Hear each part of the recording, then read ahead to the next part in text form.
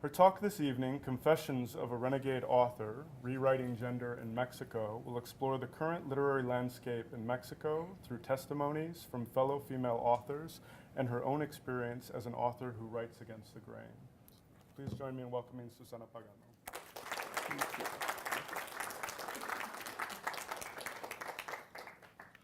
Thank you very much. Well, it's overwhelming for me to be here. Well, I want to thank very much, to give thanks to Washington College for giving me this opportunity to talk with you. And Sean, of course, because he knew my work and he wrote about my work. And that was surprising for me to discover, because I was like, wow, in the United States, somebody reads me in Spanish. So it's, I feel very flattered and very happy about that. I would like first to talk about a little bit about me, about myself. That's something not very difficult for writers, because we have a very big ego. Actually, I'm not this tall. I have high heels, very high heels. So it's going to be easy to talk about myself. I hope so. I started writing at the age of 12. And those days, I read a lot of romantic novels, which in Spanish are called novela rosa, pink novel. So this, I was very young, and those were the literature, well, the literature I could read at home. So at one point, it was disappointing for me, because it was like always the same story, the same Cinderella story again and again, and I was like, oh, this is garbage, so I'll write a good one. You know, ego again. So I started writing my first novel at the age of 12, and of course I never finished it, because as a writer you evolve much more faster than you write, because you're learning all the time. You're like a small sponge absorbing everything around you, and everything you see, and you read. And so I never finished that one, thankfully. It was pretty horrible. Actually, it was a romantic novel. So at the age of 15, I started writing another one about pirates. And then I didn't finish it as well, because of the same reasons. But more or less those days, I decided to become a writer. And everybody, it's very common that everybody says that you're gonna die, starve to death without that kind of career, profession. And I was like, oh, I have a father with lots of money, who cares? And so I started studying at the School for Writers. It was very brand new in those days,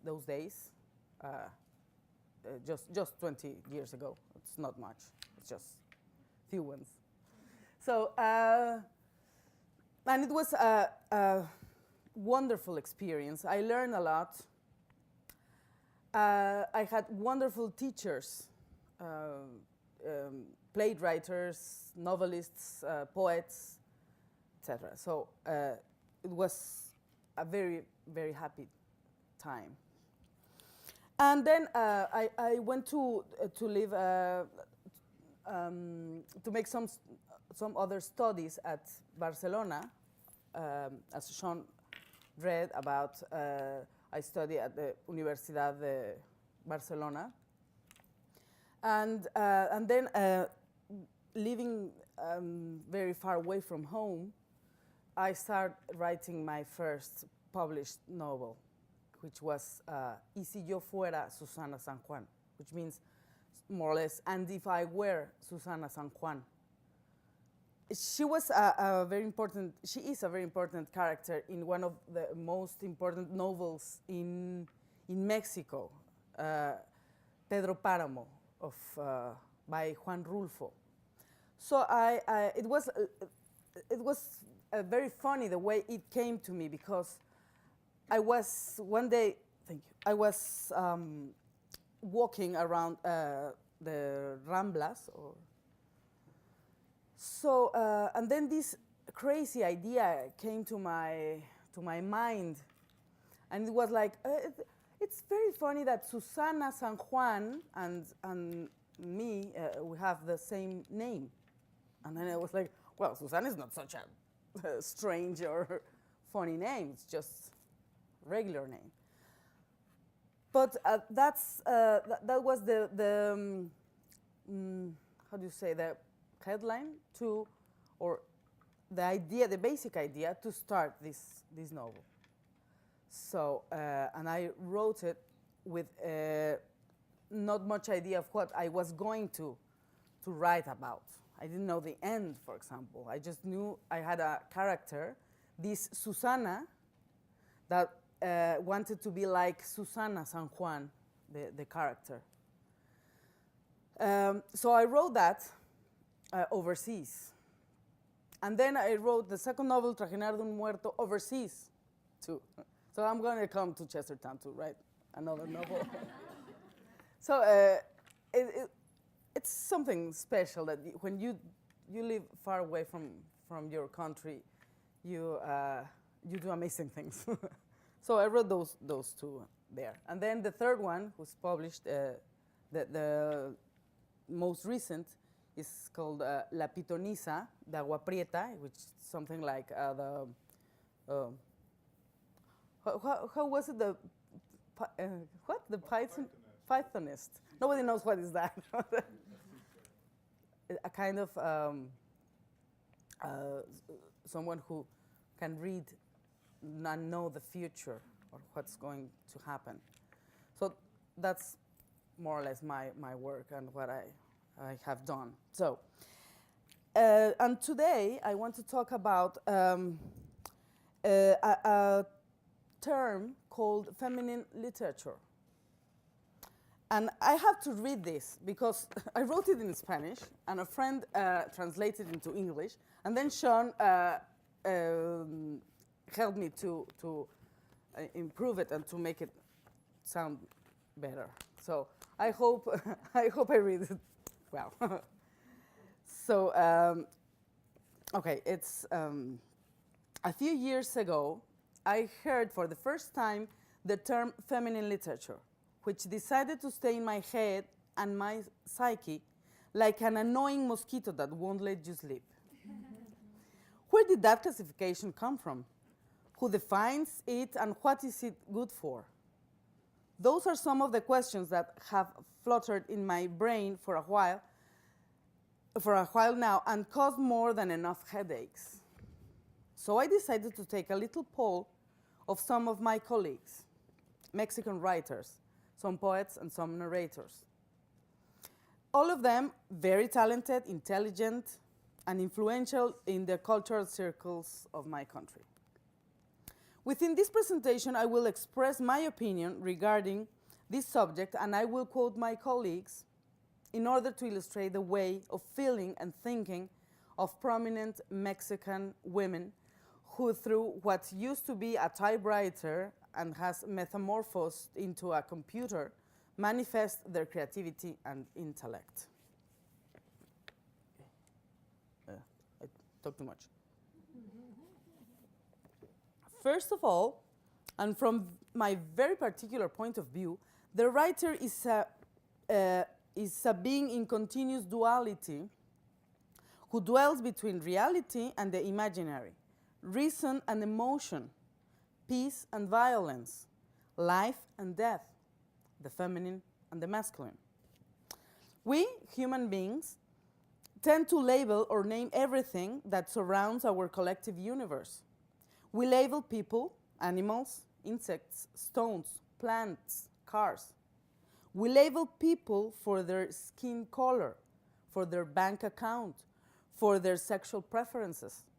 And we label literature, children's, gay, fantastic, existential, and feminine. Nevertheless, it would be convenient to analyze first where the term comes from. Adriana González Mateos, one of these colleagues, reminds us that feminine literature refers to work of French writers like Hélène Cixous, which parts from the Lacanian psychoanalysis, trying to establish an alternative based on the feminine to create texts and seek to represent experiences, desires, fantasies, the psychic and corporal feminine life. While doing so, they are proposing a way of writing that bewilders the literary conventions, arguing that literature has been written by men and their conventions, which are phallocentric. One of their basic proposals is that the feminine writing is happening without having explored the possibilities that would have given them a utopic, emancipated vision, which they are just building since historically women have not had access to the literary expression or written inside the dominant conventions. Through this literary proposal, they create and interpret feminine myths like the Medusa. As previously stated, the phrase feminine literature, taken out of its context, has been used to propose that characteristics of a literature of women is indeed different from the literature of men.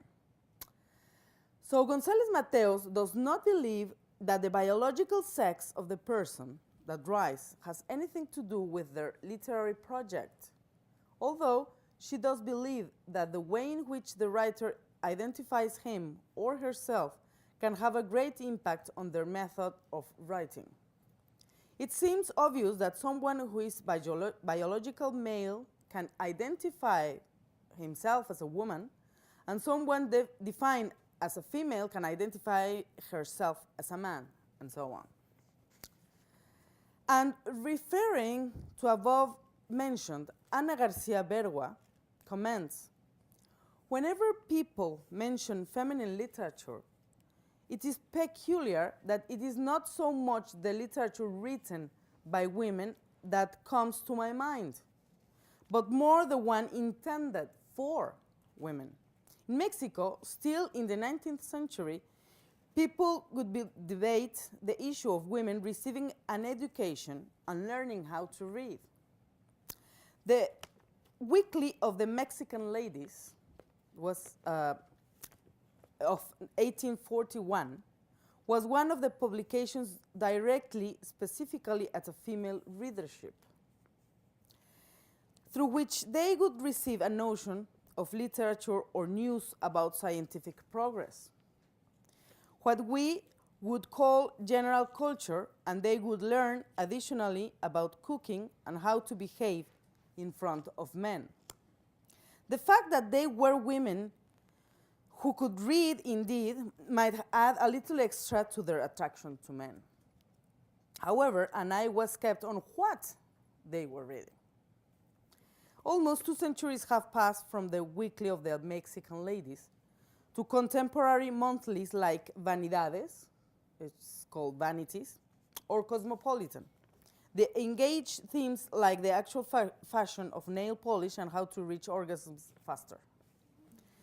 During this time, we have achieved the right to vote, to the pill, and to education, all mandated by law. Nevertheless, both of the contemporary publications seem to be made exclusively for women. It is interesting to find that the magazines for women carry a special section that is supposed to be literature just for them and mostly Corinne Tellado style. Remember I told you about Novela Rosa, a pink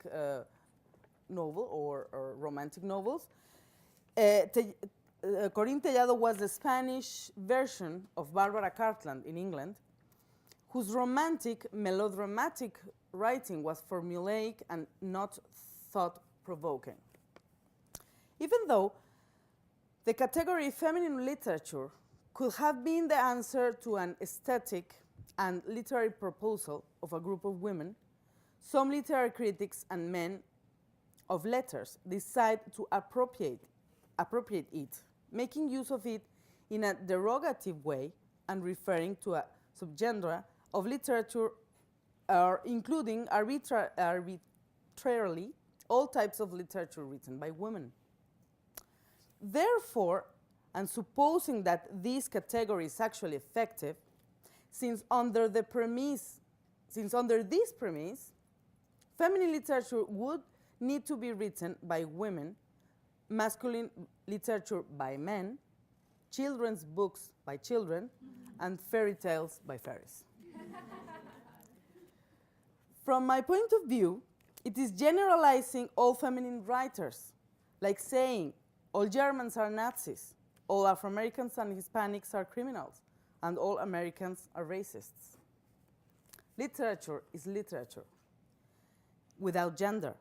It is neither male nor female. It is literature. The fusion of so many and such variable elements that coexist in the mind, the body and the soul of the writer does not leave space for elevation of one or another, this or that. It is simply in this particular combination that a new world, a universe, a form of communication, a form of watching and smiling arises, which finds a way of expression in the writer. Literature, as a multifaceted product, expresses in different ways the denominations, styles. Given that men have a major tendency to a certain type of plots like war, intrigue, politics, does not mean they don't engage human passions. In fact, the great novels contain these themes more frequently than the first. But when a woman writes about subjects like love, jealousy, passion, then her work is labeled as feminine literature. Poet Maria Rivera mentions regarding this point in her text, Kit of a Poet. What is called extreme sensitiveness in men, in women is referred to as shrill.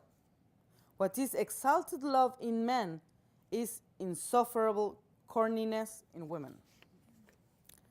Referring to this subject, novelist Aline Peterson mentions to me, since the publication of Circles, my first novel, for which I was invited to comment with a group of feminist critics in the Colegio de Mexico, or Mexico's college, I refused to accept, in my case, that the book was labeled as feminine literature.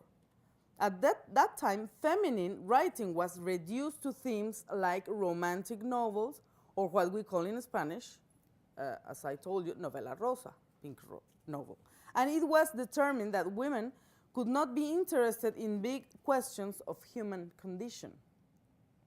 Receiving the big prize of romantic love with a happily ever after marriage was talked about, and a certain kind of adventure that include adultery with a unique style of poetic justice. Was written about, and sometimes references were made about the projection of a feminine life outside of the domestic space. Of course, there were and always have been exceptions in the women who dedicate themselves to writing. You cannot put thoughts into a box, but you can domesticate the parameters that form it.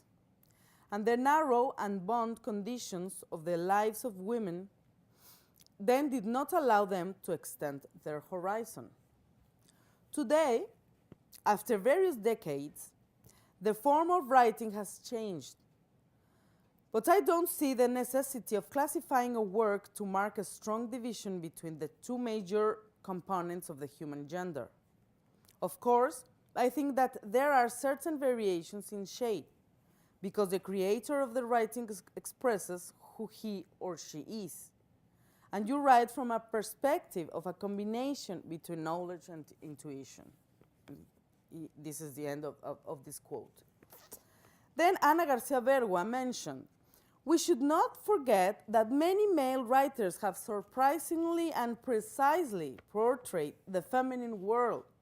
Therefore, it is not the exclusive property of women, in the same way as the masculine world should not be only of the gifted gonads, nor should the gay world be only of gays. But if we engage in keeping this classification, then we would have to include in feminine literature the great novels that refer to the complex feminine universe as expressed in Anna Karenina, Madame Bovary, Lady Chatterley's Lover, and A Curious Point, 3 novels written by men, Leon Tolstoy, Gustave Flaubert, and D.H. Lawrence. The self-proclaimed intellectuals say that we, the women, have wanted to write like men. And they believe we should feel flattered when they say, you write like a man. When there is, in reality, no better compliment than the recognition of a personal style that is all your own. And it would be even more difficult if we wrote like aliens or extraterrestrials, being that practically through history, most literature has been written and evaluated by men, and that because women, with only a few exceptions, were not even granted education.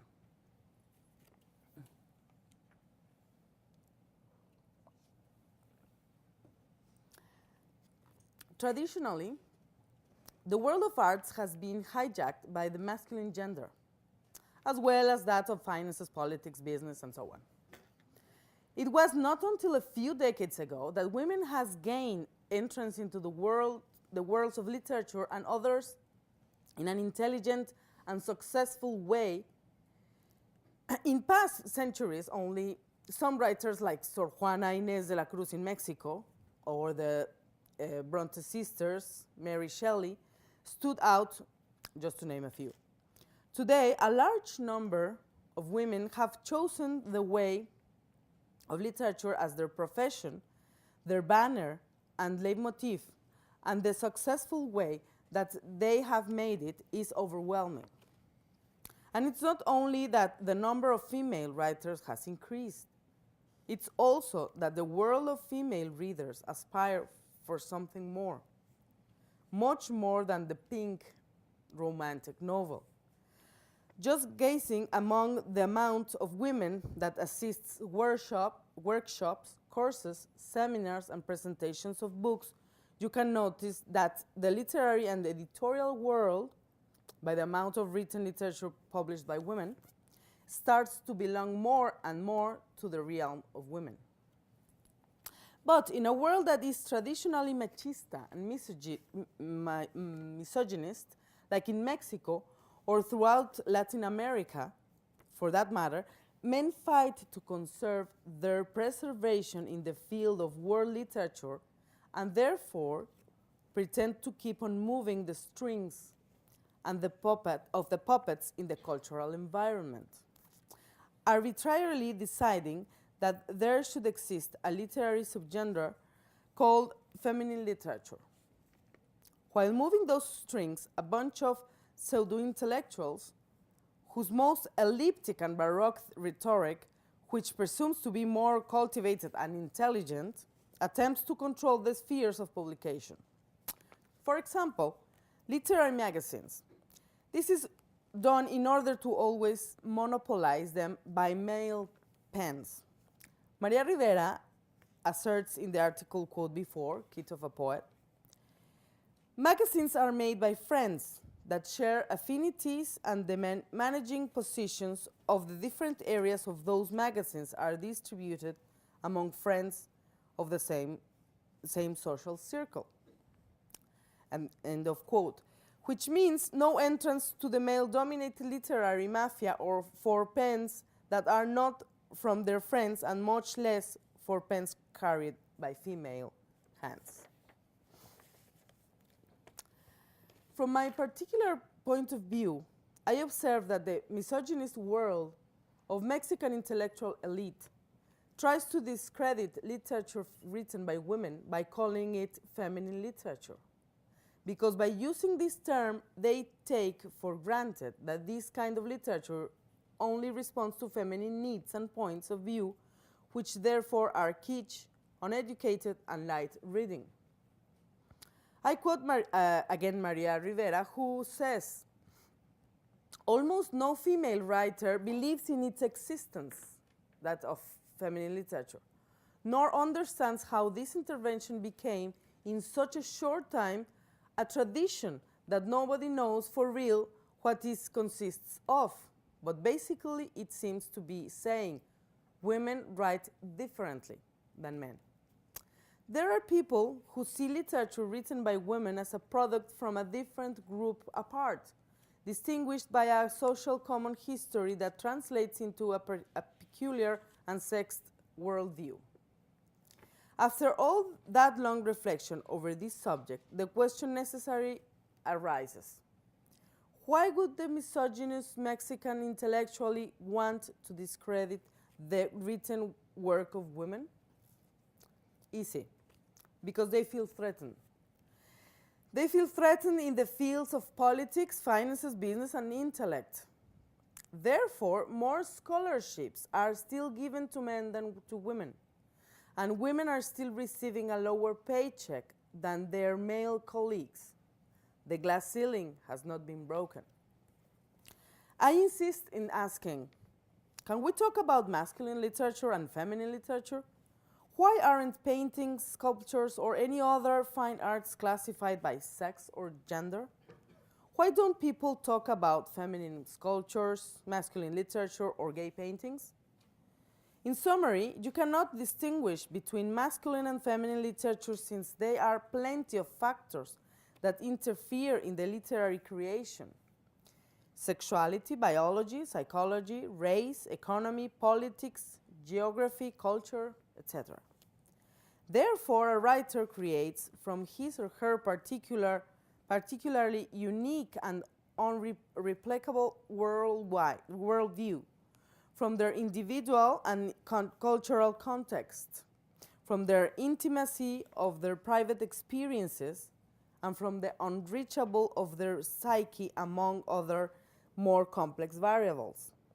Being creative means to express, through some of the fine arts, the interior world in which we live and that lives in us, being a channel of a liberating energy in constant eruption that exists inside of each and every one of us. Now, this doesn't mean that everything that is written by women is good or is literature. There's also very bad literature written by women, but there's also by men very the quality is not what I try to say is that quality doesn't have to be in the gender of the writer. The writer is a writer, female or male. So it's very frustrating when you are a Mexican writer to write in a country that it's full of these kind of perceptions and manifestations, and you can see it in the how famous are the male writers, the Mexican male writers, much more than Mexican female writers. And there's a lot of good books written by women, and almost nobody knows about them because they don't have the same, how do you say, resonancia, resound, resonance. Yeah, that was easy. So it's the reason I wrote this small essay, because it's something that worries very much in these kind of countries. I don't know what happens in here in the States, and I would like to know. I would like to see to hear your point of view or your experience or what you see this problem here in the States. So please be my guest. Yes. What do you make of women writers who use like J.K. Rowling? Ah, okay. Or even the Bronte sisters had pseudonyms before they became more studied. What do you think of that? Yeah. Mexican writers use them too, or? Right. I have a pseudonym, actually. I'm not gonna tell you my real name, but because then you can use it against me. But I know what you mean. You mean that they have. We're not talking about male literature. Don't leave.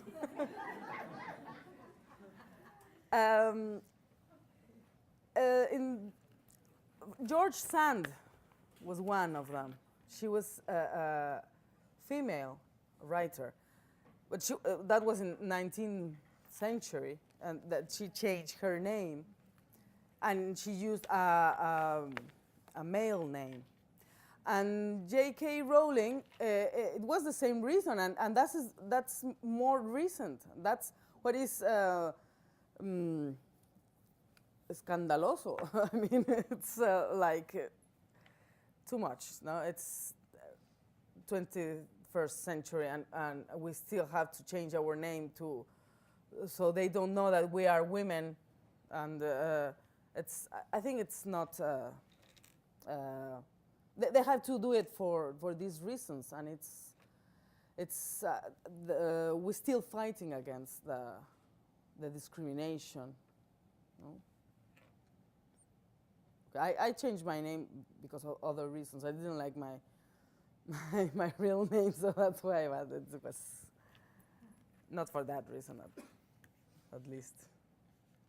So, yes. I had a question.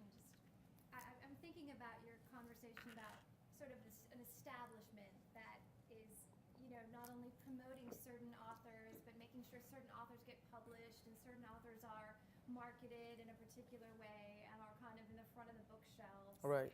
And I wondered what you see the role of emergent technologies and emergent modes of publication in this issue.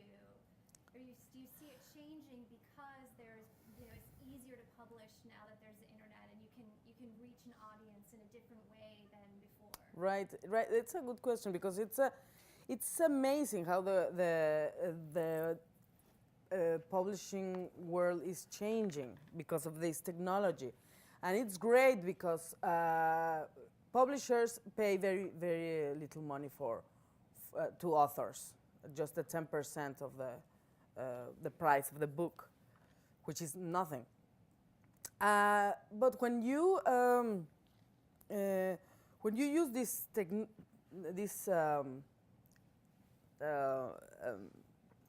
technology, then you can, as you say, you can reach more people. You can do it yourself. You don't have to ask permission for anybody. You just do it. You can and sell it. Actually, I have 2 of my novels are on Amazon now, and it will be in one of them in English too. So you can buy it in English and for low prices. That's something good as well. That you can buy books not so expensive, especially in countries like Mexico, that the economics are lower, or it's not so easy to buy lots of books. And one day, books in paper will be dead.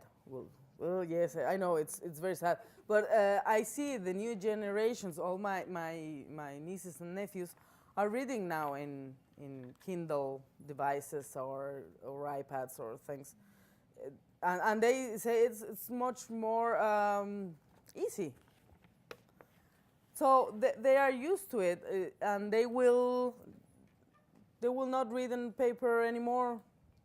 It's sad, I know, but we will save a lot of trees too. So I will have to see the good part of it. So it's a great thing to do. So you don't have to depend on libraries or publishers or mean men. So yes.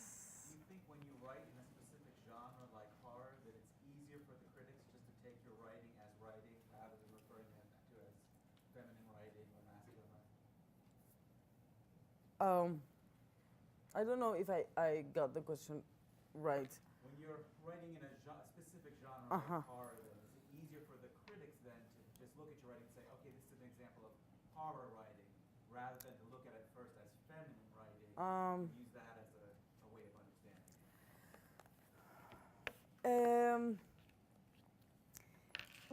But they still mention the term feminine literature or writing or literature written by women or it's so sometimes I think about changing my name like J.K. Rowling and put just S. Pagano. And so I am not, I have no identification, gender or whatever, because the critics are, well, they can make a very good study of a book, but there's always like this little voice that it's talking about, but it's written by women or something, no? Did I answer your question? So my follow-up is question then, why the turn to horror as a genre? Why did you choose that intentionally, or it just sort of happened? Horror, you say? I made reference to horror. Okay. Pitonisa has some horror tones. Okay. I would like. Or fantastic? Yes. No, it's something that you just don't think about it. You just feel like talking about. I like very much thrillers, for example, and I would like to write a thriller. So you just do it. It's don't choose one. Well, you choose it, but not with some intention. Just with the intention of telling a story. Okay. Did I? Yes. Okay. Yes. All of the seniors at Washington College have to complete a senior thesis or else some other sort of major project. And I wonder, for those students, if you could talk a bit about what a good writing day looks like for you, and how, like you talked about the struggle early on to bring a book to completion, and how you're always kind of outgrowing the book even as you write it, and yet our students have to bring together a project, in their senior year. And I wonder if you could talk about the strategies that you use. What's a good writing day look like? How do you Okay. bring the project to completion? The Uh-huh. best hints and strategies. Yes, it's a yes. Yeah, of course, it's a good question. Yes, because sometimes you have to struggle with the white paper, no? La hoja en blanco. Everything's white, and you don't have any ideas of what you are going to write or say, even though you have a story to tell. You know what's your story going to talk about. But then you are in front of the computer and you are like thinking about I don't know, food, children, whatever, something else that has nothing to do with the problems in life, no? So then what I do very much is to I play some music, especially classical, no, like Beethoven or Chopin, whatever. So that makes me feel like in a kind of special mood. And if I need more concentration and more inspiration, I close my eyes and stop thinking about what I have to write. I don't think about the characters or the story or I just listen to the music. And I start like trying to recognize the instruments. Oh, this is a violin and this is a piano or whatever. So, and when you just let go, it's like letting go and start thinking about something completely different and relax yourself, and do meditation is good as well. And then the story starts to come to your head, and the characters starts to talk to you.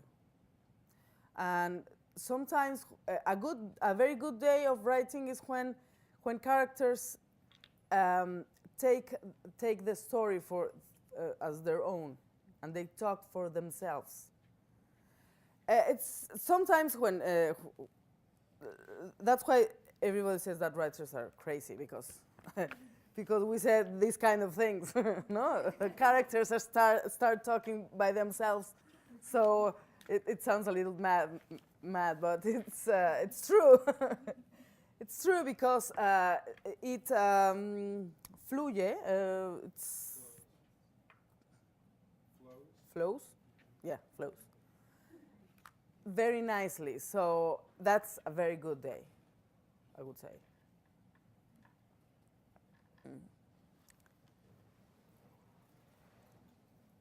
We're gonna have wine afterwards. No? Do we have any other questions? I would say, what, can you talk about like the discrimination against Mexican women writing? What's like the biggest moment of discrimination that you've had, like from a reviewer or another author? Like the moment that you felt the most like Uh-huh. discriminated against? Maybe when I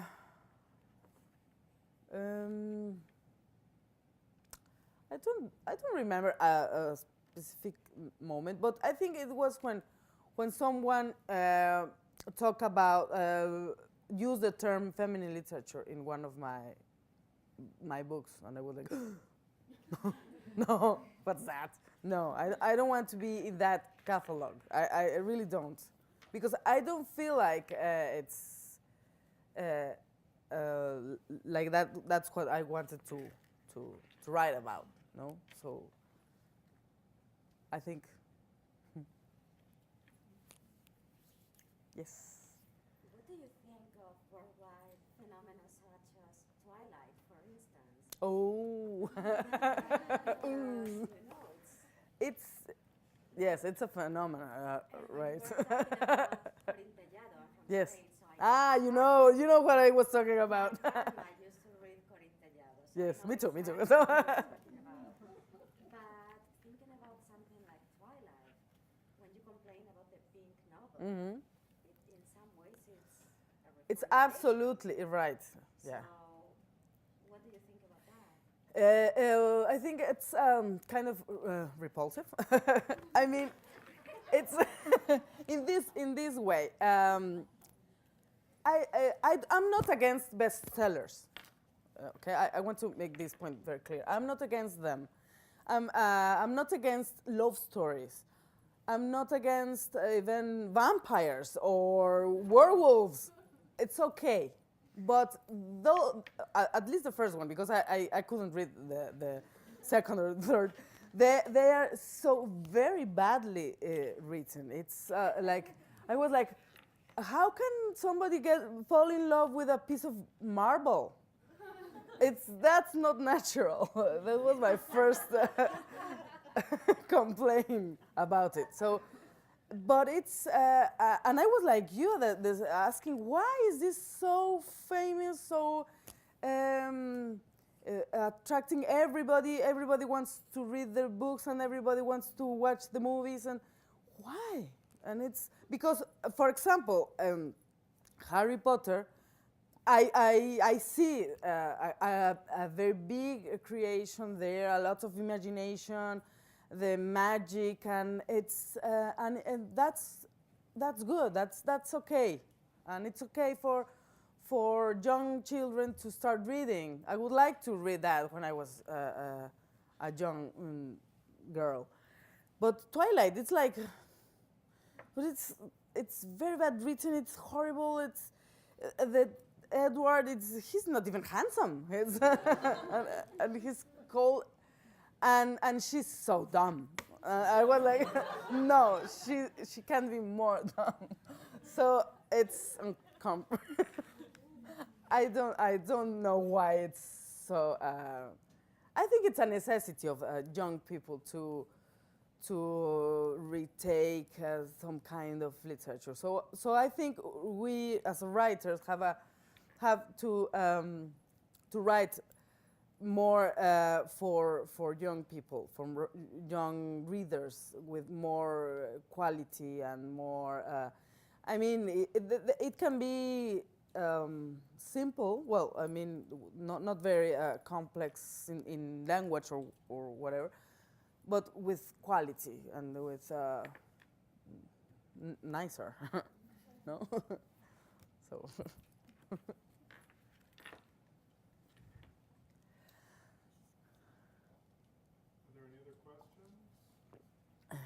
We're going to have a reception out in the atrium afterwards, so any Twilight fans who want to dispute this with Susana, feel free to approach her. And, no, please open the door behind so I'll run.